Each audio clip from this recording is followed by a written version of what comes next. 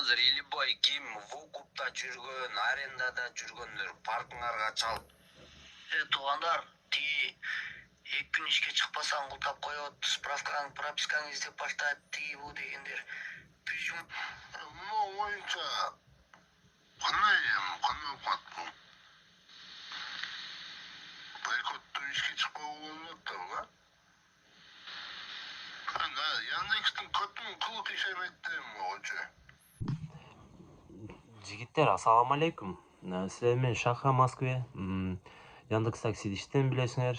Комфорт Плюста ариза айдайм 2024. Карагыла туугандар, өтө мындай группаларда ажиотаж болуп атат, что таксисттер бойкот кылабыз, такси арзандап кетти, андай, мындай, кайф жанбай атат, тияк бияк дегендер. Жигиттер, мен дагы бир өзүмө оюмду айтып өтүп кетейин деп атам. Бул жерде бирөөнү жамандап, силер жаман экенсиңер, силер андай кылбагыла, мындай кылгыла деп эч ким чакырбай, оюн өзгөртүрбөй. Просто өзүмө ойлогон нерсени силерге айтып өтүп кетейин деп атам. Жигиттер, карагыла. Ушунчалык бизге Россияда возможность берип койгон туурабы, кыргыз права менен. Бул жерде нацизм кылбай атам. Например, карагыла, Өзбекстан, Тажикстан, Армения, Азербайжан правалар менен иштей албайт туурабы. Ушунчалык бизде Москвада, именно Москвада азыр болуп атат ошо бойкот. Ким аны ойлоп чыккан болсо, жигиттер, не дай бог ошо адамды билип калса, административный протокол камайт. Ошону ойлоп, бул видеоду кечеси жазып атам. Просто өтө группаларга чыгып, 700-800 адамдар топтонуп, группада ажиотаж болуп, группаны жарымы бойкот кылабыз, жарымы кылбайбыз деп, баягындай админдер ошону провокация кылып туруп, өздөрү жазбай, унчукпай адамдарды, элдерди сөзүн угуп отурушат. Ошого мен бул сөзүмдү неге, мен дагы просто оюмду айтып өтүп кетейин деп атам силерге, жигиттер. Ушунчалык бизде Москвада возможность кылып койгон туурабы. Иштеп атабыз, кыргыздар патент кылбайт, кыргызстандыктар именно не то кыргыздар, Кыргызстанда өзбектер бар, башка улуттар бар. Не дейт? Бизде возможность өтө чоң, патент, кыргыз права менен иштейбиз, өтө сонун, там ипация болот. Туугандар, ушул жетпеген бир сөз бар да. Такси жакпай атабы, таксиден башка жумуш кыл. Шаха дейт. Таксиден башка жумуш кыла албайм. Шаха, таксиден башка жумуш кыла албайм. Не кылайын деп сүйлөсөңөр болушу мүмкүн. Туугандар, таксиден башка жумуш кыла албасаңар, автобус айдагыла, газель айдагыла, доставкада иштегиле, фура айдагыла. Өтө көп такси жумушун жакпай аткан болсо. Например, туугандар, мен билесиңер, башка жумушта эле иштейм, Ден башка жумушта иштейм, ночь таксиде иштейм. Азыр данный момент таксиде иштебей атам, ушул контент тартып силерге көрсөтүп коеюн деп атам. Машинаны бир ачке өткүрүп бергем, Аризо 2024-тө, азыр ошол айдап атам.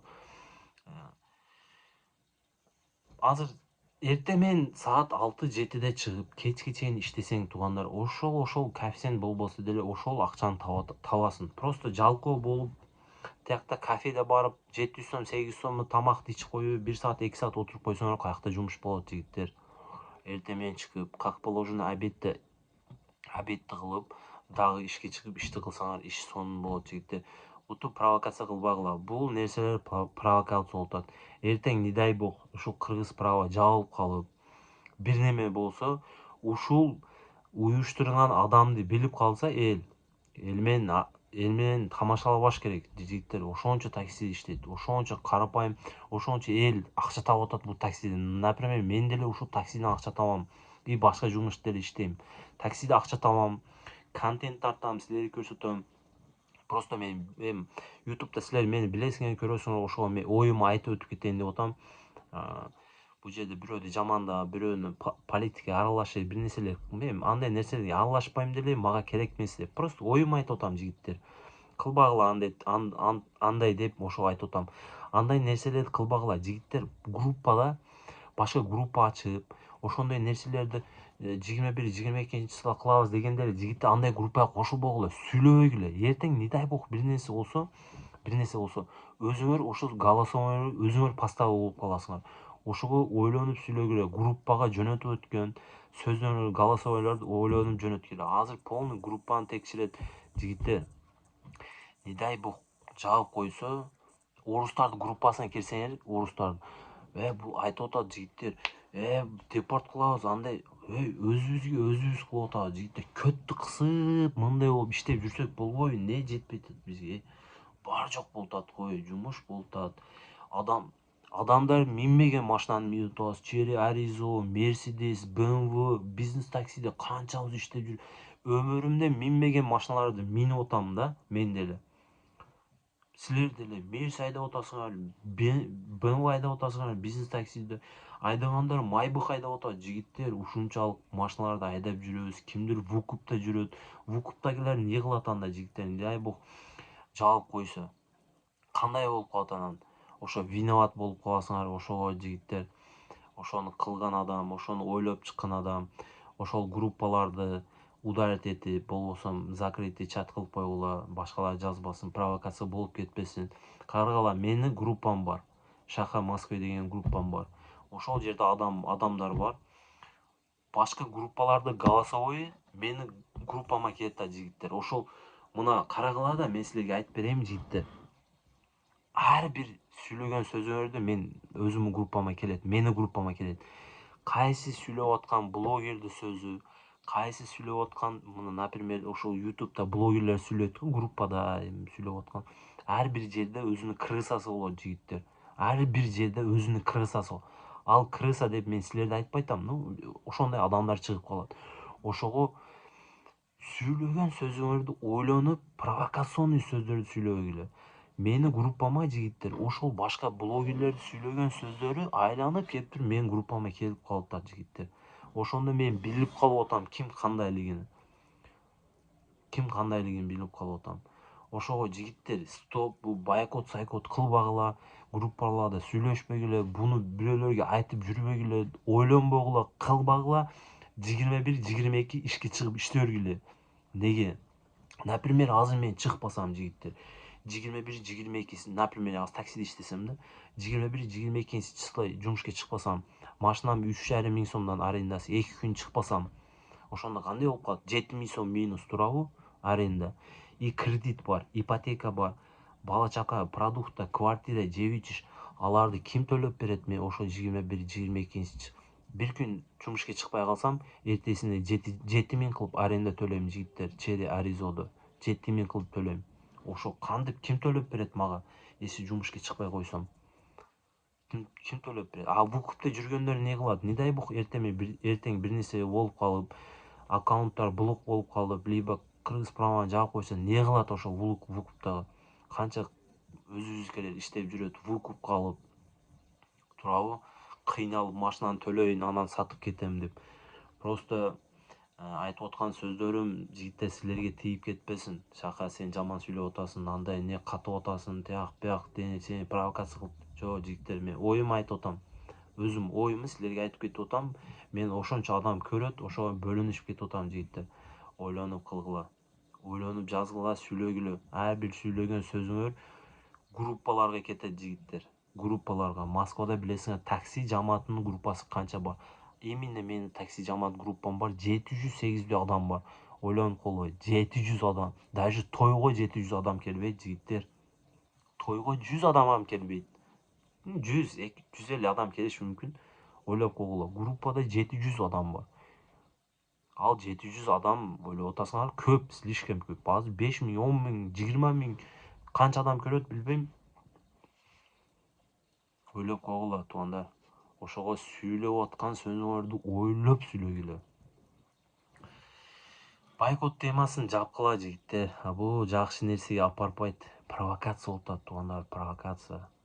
Силерге просто мен жаш болуп үргөтүп атасым жок жигиттер. Просто ойлогон оюмду айтып кетип атам силерге. Такси жакпайт да, башка жумушка киргиле жигиттер. Эркекче налыбай, андай мындай. Мен деле анча-мынча налып коем. Зато мен налыганым мен өзүм билем, эмне кылып атканымды, эмне деп сүйлөп атканымды, ар бир сүйлөп аткан сөзүмдү билем жигиттер. Сүйлөп аткан сөзүмө ответ берем, потому что ойлонуп сүйлөш керек. Андай экен, мындай экен, бойкот кылабыз, короче, андай арзан. Эртең жаап койсо эмне кылабыз анан? Праваны жаап койсо, каяка барабыз? Эмне кылабыз? Тиякта иштейбизби эшектей? эмне кылабыз жигиттер? Ошондо ойлойлу. Канча возможность берген. Биздикилер канча таксопарктар ачкан, кафелер. Жакпай атабы бизнес кылгыла, туугандар акча топтоп. Машина алгыла, машина арендеге бергиле, бизнес кылгыла. Всё, мага, например, такси жакпаса мен өзүм ишимди иштеп жүрө берем, туугандар. Ден башка жумушта иштейм. Ночь такси чыгам, контент тартам, силерге тартып көрсөтүп. Азыр кичине бир аптадан бери иштеп атам таксиде. Бир аптада чот ажиотаж болуп кетти жигиттер. Таксиде иштебей койдум, сразу ажиотаж болуп кетти. Бойкот кылабыз, андай кылабыз, мындай кылабыз. Азыр Москвада ажиотаж болуп атат, туугандар. Ошондой эмнеге бойдок чыгыптыр, туура түшүнөсүңөр, бойдок мени сүйөт. Билбейм эмне өз канына барып дейм да. Ошондой туугандар, баарыңарга ассаламу алейкум. Менден капа болбогула, менден кетип эми видеого сүйлөш деле оңой эмес жигиттер. Мени ошончо адам көрүп атат. Ошончо адамга видеодо сүйлөш оңой эмес. Кандайдыр сөздөрүм силерге тийип кеткен болсо, может, не то сүйлөп койгон болсом, кечирип сурайм. Потому что ар бир адамга жага албайм. Кимдир жаман көрөт, кимдир жакшы көрөт.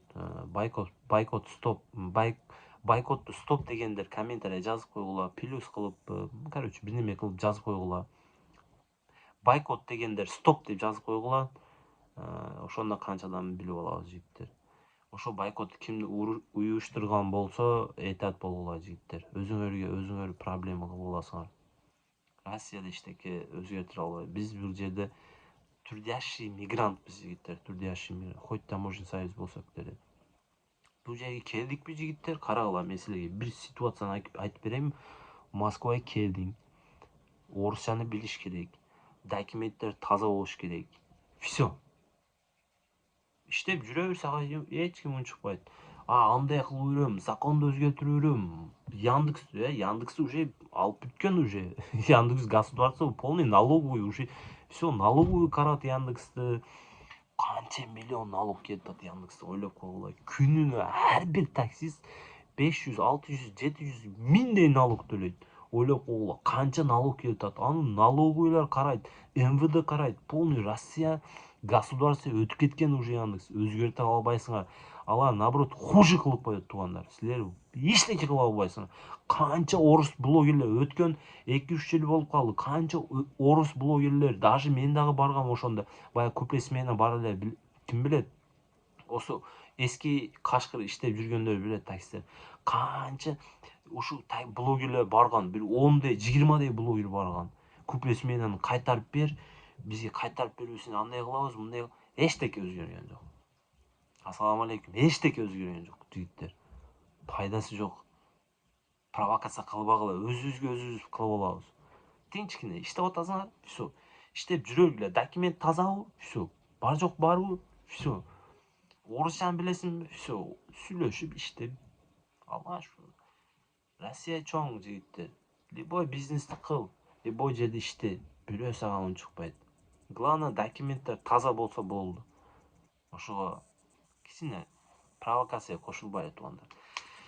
Бардыгыңарга ийгилик, такси байкелер. Таксиде иштеп атам. Бир аптадан бери машиналарды тапшыргам, Чериаризодо. Азыр видеосун коюп коеюн жигиттер. Машинаны тапшыргам.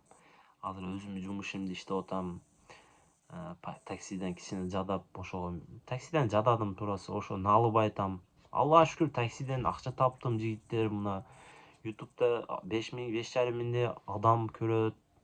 Подписчик жолуктум. Тааныштар тааныйт, Москвада тааныйт, тааныштар менен жакшы адамдар менен тааныштым. Эч налыбайм. Такси, Аллага шүкүр, көп нерсени кылдым.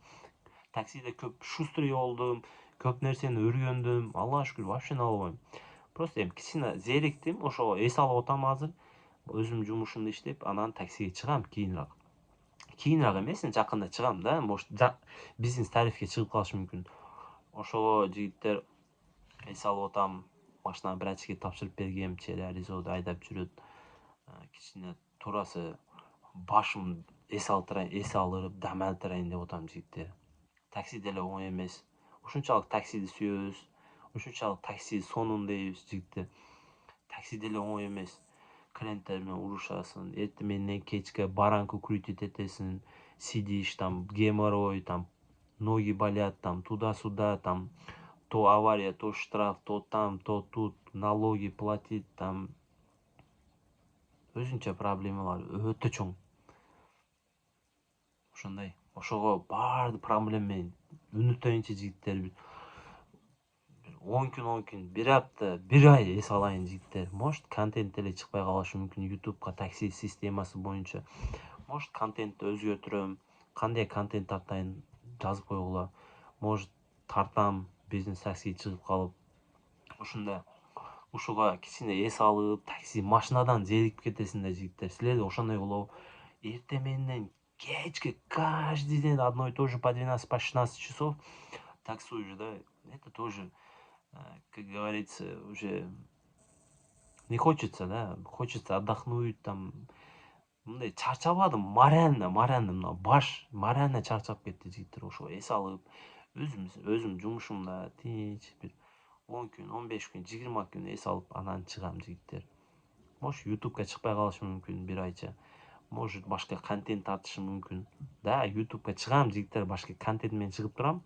Ну, посмотрим, да, еще не точно, может, бизнеске чыгып калышы мүмкүн. Ошондой жигиттер. Баардыгыңарга салам алейкум. Баардыгыңарга ийгилик. Ойлонуп кылгыла жигиттер. Провокация кылып калгыла эртең. Не дай бог бир неме болуп калса. Ошончо биздикилер иштейт, ушунча адам иштейт. Жумушубуздан айрылып калбайлы. Ушундай. Мен коркпойм жигиттер. Например, менин российский права бар. Коркпойм да, например, таксиден менин аккаунтум блок кылып койсо деле коркпойм жигиттер. Потому что менин өнөрүм бар, башка жумушум бар, коркпойм. Эми башкалар укуп калгандар бар. Таксиден башка иш кыла албагандар бар. Ошого койгула туугандар, андай кылбагыла. Мен мактанбай атам. Просто айтып коюп атам. Канча биздикилер иштеп, таксиде иштеп, акча кылып, тияк бизнес, парк ачып, тияк бияк кылтат. Ошондой. Ошого бойкот нерсени токтоткула. Сите бул жакшы нерсеге алып келбейт. Баардыгыңарга салам алейкум. Ийгилик туугандар.